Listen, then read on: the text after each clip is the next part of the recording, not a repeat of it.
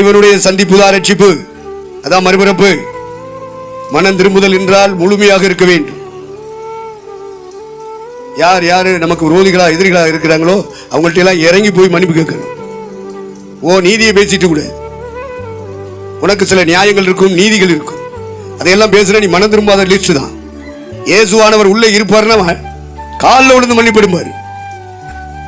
மன்னிப்படுக்க உன்னால முடியலைன்னா நீ இன்னும் மனம் திரும்பல, உனக்கு மறுபிறப்பை இல்லை, கிறிஸ்துவின் ஆவி இல்லை. உனக்கு விரோதமா யார் யார் என்ன தீமை செய்தாலும் மனப்பூர்வமாக நீ மன்னிக்கணும்.